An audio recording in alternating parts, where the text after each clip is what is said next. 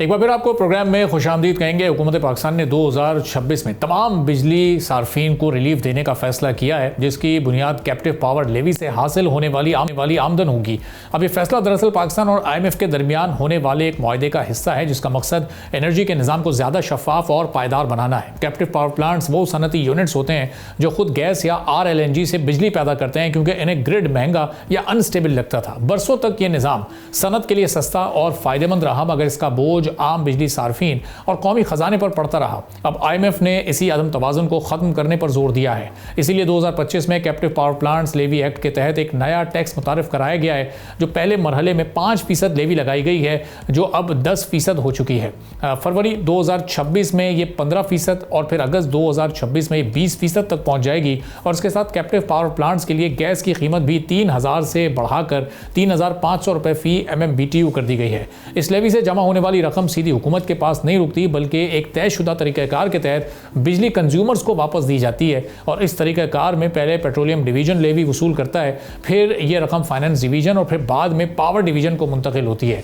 नेपरा हर 2 माह बाद हिसाब लगाकर तय करता है कि फ़ी यूनिट बिजली कितनी सस्ती की जा सकती है। फिर ये रिलीफ बिजली के बिल में फ़ी यूनिट कमी की सूरत में शामिल किया जाता है और आमतौर पर फ्यूल चार्ज एडजस्टमेंट के जरिए होता है। अब एक्सपर्ट्स ये कहते हैं कि जब लेवी 20% तक पहुँच जाएगी तो सालाना 100 से 200 अरब रुपए तक कौमी खजाने में जमा हो सकते हैं। तो इसका मतलब ये है कि बिजली के नरखों में 1.5 से 3 रुपए फ़ी यूनिट तक की कमी मुमकिन हो सकेगी। साथ ही ये पॉलिसी सनत को कौमी ग्रिड की तरफ वापस लाने में भी अपना किरदार अदा कर सकती है, जिससे गर्दिशी कर्जा और सब्सिडी का बोझ कम हो सकता है। अब सादा अल्फाज में कैप्टिव पावर लेवी आम सारिफ के लिए बिल वास्ता रिलीफ और इसके साथ ग्रिड के निज़ाम के लिए रिफॉर्म्स का जरिया है। अगर इस पर सही तौर पर अमल दरामद हो तो ये बिजली के मसले का हल बन सकती है या नहीं, यही सवाल हम रखेंगे डॉक्टर खालिद वलीद साहब के सामने, जो हेड ऑफ रिसर्च हैं SDPI के, हमारे साथ मौजूद हैं। डॉक्टर साहब, बहुत शुक्रिया प्रोग्राम के लिए, आपने वक्त निकाला। अब ये जो इस लेवी के ज़रिए हुकूमत एक रिलीफ देना चाह रही है आवाम को, ये प्रैक्टिकली आपको मुमकिन नज़र आ रहा है? कोई 2 से 3 रुपए की कमी फ़ी यूनिट में मुमकिन हो सकेगी ओवरऑल पूरे मुल्क में? जी बहुत शुक्रिया। ये सोल्यूशन का एक हिस्सा तो हो सकता है, लेकिन इसको इंटायरली एक सोल्यूशन समझना आपके पावर सेक्टर के मसाइल का वो शायद दुरुस्त नहीं होगा। ऑब्वियसली हमारी जो ग्रिड की डिमांड है वो नीचे जा रही है। ग्रिड की डिमांड नीचे जाने से, चूंकि हमारे पास long term power purchasing agreement है, तो जैसे ही ग्रिड की डिमांड नीचे आती है, आपका जो इलेक्ट्रिसिटी का रेट है वो पर यूनिट टर्म्स में बढ़ जाता है कैपेसिटी चार्जेस की वजह से। तो अगर आप कैपेसिटी चार्जेस को देखें तो अभी इस दफ़ा जो फिस्कल ईयर 26 के लिए जो आपका पावर परचेज प्राइस डिटरमिन हुआ है, उसमें कोई अराउंड 50 से 60% आपके कैपेसिटी चार्जेस हैं। तो जब तक आप कैपेसिटी चार्जेस का कुछ नहीं करते, under utilisation of power plants का कुछ नहीं करते, कोई बड़ा रिलीफ सारिफिन को नहीं मिलेगा। हाँ, ये ज़रूर है कि ये अट्रैक्ट करेगा आपकी डिमांड को, ख़ासतौर पे इंडस्ट्रियल पावर जो आपकी मैन्युफैक्चरिंग है, जिन्होंने कैप्टिव पावर प्लांट्स लगा लिए थे। जैसे जैसे लेवी बढ़ती जाएगी वैसे वैसे ये लोग ग्रिड पे आते जाएंगे, अगर ग्रिड रिलायबल और सस्ती बिजली जो है वो दे रहा है। वरना आपका जो पावर सेक्टर के मसले हैं वो बड़े स्ट्रक्चरल हैं, डिस्ट्रीब्यूशन कंपनीज के मसले हैं, आपकी जनरेशन साइड पे कैपेसिटी के मसले हैं। तो ठीक है, इसको रिसाइकल होना चाहिए, ख़ास तौर पे उन कंज्यूमर्स के लिए जो कि ज़्यादा बिजली कंज्यूम करते हैं, ताकि आप ज़्यादा बिजली की यूटिलाइजेशन को, कंजम्पशन को फ़रोग दे सके और आपका जो कैपेसिटी चार्ज है वो पर कैपिटा टर्म्स में कम हो सके। साथ में IMF का एक और भी कंडीशनैलिटी है जिसको पावर डिवीजन को जहन में रखना है, वो है आपकी जो सब्सिडीज़ को ख़त्म करना, प्रोटेक्टेड कंज्यूमर्स के लिए जो है उसको फेस डाउन करना और उनको डायरेक्ट कैश ग्रांट्स देना, ब्लैंकेट सब्सिडी को ख़त्म करना। उसकी वजह से जो आपके प्रोटेक्टेड कंज्यूमर्स हैं उनके लिए बिजली का रेट एवरेज हो जाएगा।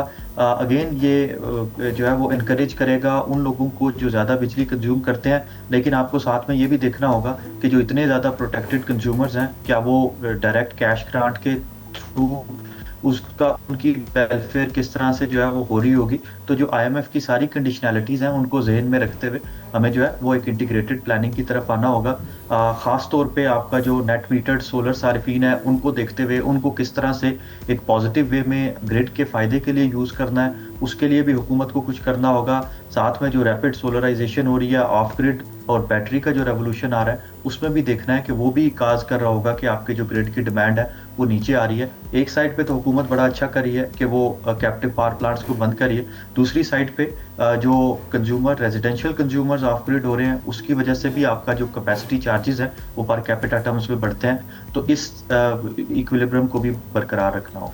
और फिर डॉक्टर साहब ये जो सब्सिडी को आप राइट ऑफ करने की बात कर रहे हैं, अगर ये इसको ख़त्म किया जाता है प्रोटेक्टेड सार्फिन के लिए तो इसको डाइजेस्ट करना भी ज़्यादा लोगों के लिए बड़ा मुश्किल होता है, वो अमाउंट कैश की सूरत में उन्हें मिलता है, तो इससे पावर सेक्टर को क्या फ़ायदा हो सकेगा, चूँकि हुकूमत के पास से तो वो अमाउंट उनको शिफ्ट हो ही रहा है। जी देखें, आपका जो स्लैब वाइज टैरिफ है उसमें वो लोग जो 700 से ज़्यादा यूनिट्स यूज़ करते हैं उनके लिए बिजली का टैरिफ 40+ रुपीज़ का है, 43-47 रुपए का, और वो लोग जो प्रोटेक्टेड कंज्यूमर्स हैं उनके लिए 13 रुपए का है। अगर आप प्रोटेक्टेड कंज्यूमर्स को ख़त्म कर दें, एक ही टैरिफ रखें, तो आपका जो एवरेज टैरिफ है वो कोई अराउंड 25-26 रुपए पे आ जाएगा यूनिट। उससे वो लोग जो ज़्यादा बिजली कंज्यूम करते हैं और सोलर लगाने का सोच रहे हैं, शायद उससे ग्रिड compete कर सकेगा, किसी हद तक compete कर सकेगा।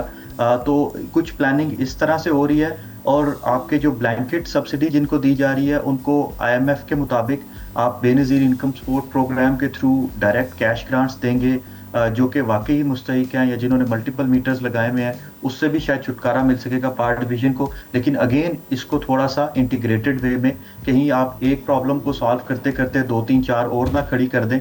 और जब भी इस तरह से होगा, प्रोटेक्टेड कंज्यूमर चूंकि बहुत ज़्यादा है, वो आपके कोई अराउंड 50% से ज़्यादा कंज्यूमर्स बनते हैं, तो उसमें सोलराइजेशन जो है वो रुझान बढ़ जाएगा, तो माइट भी ग्रिड की डिमांड बढ़ने की बजाय कम हो जाए। तो इस चीज़ को थोड़ा सा देखना है। लेकिन साथ में ये जो कैप्टिव लेवी है, इसकी जो रिसाइकलिंग है, जो आपने अपने इब्तदाई में भी बताया कि पहले वो पेट्रोलियम डिवीजन के पास जाती है, फाइनेंस डिवीजन के पास, फिर पावर डिवीजन के पास आती है, और नेफ्टा उसको क्वार्टरली बेसिस पे जो है वो एडजस्ट करके 2 महीने में एडजस्ट करके वो फ्यूल जो आपका कंपोनेंट है उसके साथ एडजस्ट करता है। उसका भी एक एफिशिएंट मैकेनिज्म जो है वो हो, ताकि लोगों को एक प्राइस सिग्नल मिल सके कि ग्रिड की जो प्राइसेस हैं वो कुछ हद तक कम हो रही हैं, ताकि आप जो है वो ग्रिड को थोड़ा सा कंपेटिटिव रख सकें, अगर आप ग्रिड को बचाना चाह रहे हैं। वरना आपका जो डिस्ट्रीब्यूटेड सोलर है और जो आपका जिस तरह से बैटरी की प्राइस नीचे आ रही है, आपके ग्रिड को काफ़ी सारे मसले जो है वो पेश आएंगे आगे फ्यूचर में। और डॉक्टर साहब, ये ग्रिड की कंजम्पशन को बढ़ाने के लिए अब फौरी तौर पर कोई शॉर्ट टर्म स्टेप्स गवर्नमेंट को लेने क्या हैं, चूँकि जिस तरह आप सोलर मार्केट में एक कॉमन प्रोडक्ट के तौर पर यूज़ हो रहा है, चाहे कोई मुकम्मल तौर पर नहीं भी ग्रिड पर शिफ्ट हो रहा है, लेकिन वो पार्शली ज़रूर उस फैसिलिटी का इस्तेमाल कर रहा है, तो ग्रिड पर ऑटोमेटिकली ज़ाहिर है उससे ऑफलोड होने की सूरत में जो लोग मौजूद हैं उन पर लोड बढ़ता जा रहा है। हुकूमत करे क्या, इसका हल क्या निकाले? वो सोलर पर जाकर टैक्सेस लगाते हैं या नेट मीटरिंग वाले इशू को छेड़ते हैं, तो वहाँ से भी उन पर तनकीद होती है, क्योंकि वहाँ भी यूज़र्स बहुत ज़्यादा हो चुके हैं। ऑप्शंस क्या है हुकूमत के पास? देखिए, आपका जो भी हाइस का सर्वे आया है, पाकिस्तान ब्यूरो ऑफ स्टैटिस्टिक्स का हाउस होल्ड इंटीग्रेटेड एक्सपेंडिचर्स सर्वे 2024-25 का, उसमें 20% सार्फिन ऐसे हैं जो किसी न किसी एक सूरत में सोलर को यूज़ कर रहे हैं। इसका मतलब है हर 5 में से एक घर जो है, एक हाउस होल्ड जो है पाकिस्तान में, वो सोलर यूज़ कर रहा है। तो आप इस रेवोल्यूशन को नहीं रोक सकते। हुकूमत को शॉर्ट टर्म में ये करना है कि रेजिडेंशियल कंज्यूमर्स के लिए सोलर को इंसेंटिवाइज करे, इंडस्ट्रियल कंज्यूमर्स को ग्रिड पे लेके आए पैकेजेस दे के।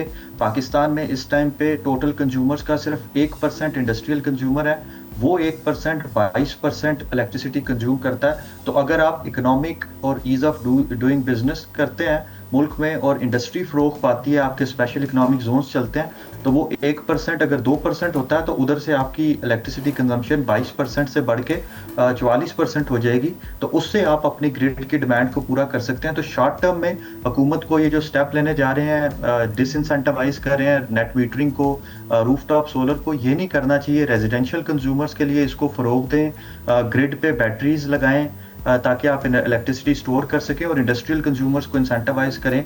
कुछ पैकेजेस इस तरह से दें, प्रोग्रेसिव पैकेजेस, कि अगर आपकी एक्सपोर्ट्स बढ़ती जा रही हैं किसी एक मैन्युफैक्चरिंग यूनिट्स की, उसके लिए इलेक्ट्रिसिटी प्राइसेस दर्जा बदर्जा कम होती जाएं। इस तरह से आपकी डिस्टॉर्टिव सब्सिडीज भी नहीं होंगी, एक्सपोर्ट्स भी बड़ी होंगी, वो जो आपका नेशनल इकोनॉमिक ट्रांसफॉर्मेशन प्लान है उसके असूलों के मुताबिक चल रहे होंगे, और आपका पावर सेक्टर भी ठीक हो रहा होगा। तो शॉर्ट टर्म में हुकूमत को थोड़ी सी इंटीग्रेटेड प्लानिंग करनी है। रेजिडेंशियल कंज्यूमर्स के सोलर को पार्ट ऑफ द सोल्यूशन समझें, बैटरीज पे इन्वेस्ट करें, और इंडस्ट्रियल कंज्यूमर्स के लिए कुछ प्रोग्रेसिव पैकेजेस लेके आएँ, तो मेरे ख्याल से आपका जो डिस्ट्रीब्यूशन कंपनीज़ हैं, उनकी इनएफिशिएंसीज़ को कम करें, तो शायद हम एक अच्छे पावर सेक्टर फीज़िबल की तरफ जा सकते हैं। और डॉक्टर साहब, पिछले 2-3 साल में हमने देखा कि एक ही तरह के पैकेजेस इंडस्ट्रियल कंज्यूमर्स के लिए अनाउंस किए गए, एडिशनल वो बिजली इस्तेमाल करें तो एडिशनल कंजम्पशन पे उनको थोड़ा बहुत इंसेंटिवाइज़ किया गया, जो कि उनके लिए ज़ाहिर काबिल कबूल नहीं है।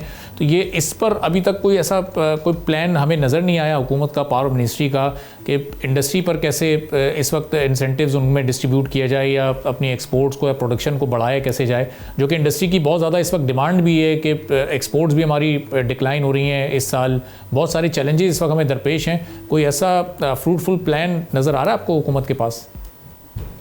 देखिए, प्रॉब्लम पाकिस्तान का ये है कि पावर डिवीजन सिर्फ और सिर्फ पावर डिवीजन के लिए पॉलिसी मेकिंग कर रहा है। आपकी फाइनेंस मिनिस्ट्री सिर्फ और सिर्फ फाइनेंस मिनिस्ट्री के लिए पॉलिसी मेकिंग कर रही है। अगर ये मिल के बैठे, इकोनॉमिक इंटीग्रेटेड प्लानिंग हो, तो फिर आप अपनी जो इंडस्ट्रियल पॉलिसी है या जो नेशनल इकोनॉमिक पॉलिसी है, उसको जहन में रखते हुए आप पावर डिवीजन की पॉलिसीज को बनाते हैं। उसमें स्पेशल इकोनॉमिक जोन्स का बड़ा किरदार है, उसमें सीपैक का बड़ा किरदार है, चूँकि इम्पोर्टेड कोल प्लांट्स वहाँ के लगे हैं। तो अगर कोई इंटीग्रेटेड प्लानिंग होती है, आप इंडस्ट्रियल जोन्स को फ़रोग देते हैं, ख़ास तौर पे वो वाले पावर प्लांट्स जो कि अंडर यूटिलाइज्ड हैं, उनके पास अगर ये इंडस्ट्रियल जोन्स लगें, आपकी ट्रांसमिशन कॉस्ट भी कम होगी, यूटिलाइजेशन रेट भी बढ़ेगा। और अगर ये नहीं किया जा सकता, तो आप सोलर को फ़रोग दें रेजिडेंशियल कंज्यूमर्स को, और साथ में आपके जो इम्पोर्टेड कोल के पावर प्लांट्स हैं, उनको आप अर्ली रिटायर कर दें।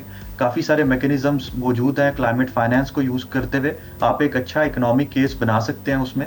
तो उससे आपके ग्रिड की जो प्राइस है वो कम हो जाएगी, थोड़ा सा कंपैटिटिव भी हो जाएगा और रिलीफ भी मिलना शुरू हो जाएगा। तो हमें एक लॉन्ग टर्म प्लान की ज़रूरत है। हमें शॉर्ट टर्म प्लानिंग के लिए ये जो छोटे छोटे रिलीफ्स हैं, शायद इस पे फोकस नहीं करना चाहिए। कुछ थोड़ा अरसा कोई कड़वी गोली खा के आपको थोड़ा लंबे अरसे के लिए प्लान करना है, ताकि आपके जो स्ट्रक्चरल मसाइल हैं वो ठीक हो सकें। और लास्ट पे आपको अपनी डिस्ट्रीब्यूशन कंपनीज को प्राइवेटाइज करना है।